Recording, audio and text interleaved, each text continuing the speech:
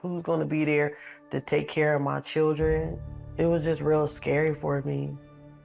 A single mother of 11-year-old twins, Martha Moore couldn't imagine what might happen if she lost her job. She'd been supporting them as a mail processing clerk for the Sacramento Post Office.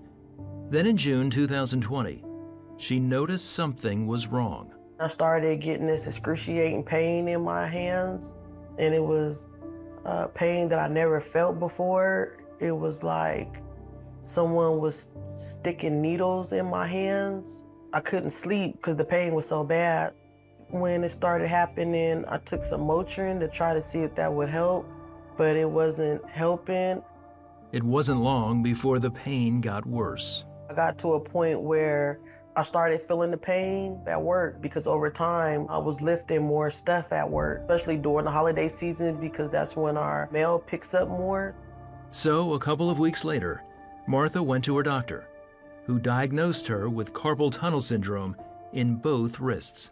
They gave me medicine for inflammation, and then they also recommended that I wear hand braces because they told me that relieve me from bending my hands or moving my hands when I'm asleep.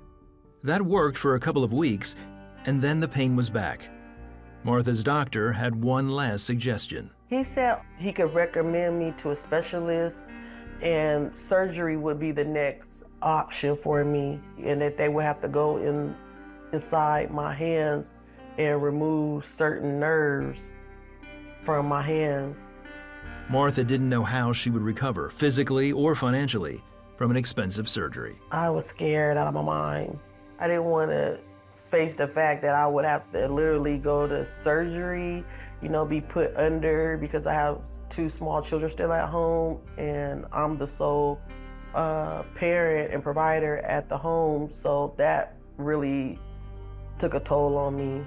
I know there's even times where people go to surgeries and they get put under and they don't wake up and stuff, and I was thinking about like who's going to be there to take care of my children, and it was just real scary for me.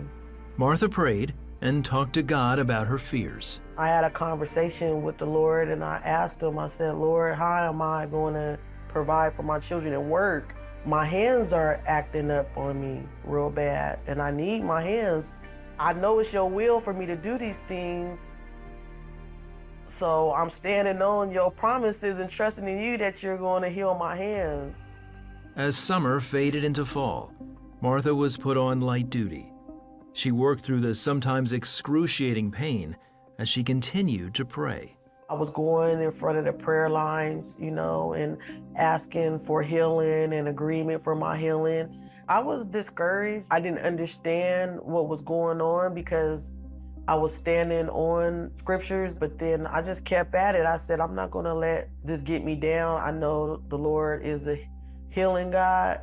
Then on October 1st, 2020, Martha says she heard from God directly. I was getting ready for bed, and I was about to put my braces on like I do every other night, and I heard him tell me, don't wear my braces. I knew it was him telling me because I was really relying and believing and trusting at first in them. Even though she was surprised, Martha didn't hesitate to obey. To her amazement, she was able to fall asleep easily. I had no pains in my hands or anything. That was like the best sleep I didn't had in a long time. And that wasn't all. When I woke up the next morning, I heard him telling me, throw them away. So she did. Since that time, Martha is completely pain-free and back to her regular duties at work. She's also resting easy, knowing God has taken care of her needs. He healed me in my sleep, that's all I know. I sleep good every night, and when I'm at work, I can do my job without any type of pains or flare-ups or anything. Martha wants to encourage others to have faith that God still hears and answers prayers. I'm so thankful and grateful that the Lord heard my prayers. It took my faith to a whole nother level, and He really does care about every aspect of our lives. He doesn't like to see us in pain. You know what? God truly is amazing. And you really can trust and believe in his word because he's faithful even when we're not faithful. Prayer really does work and prayer really does change things.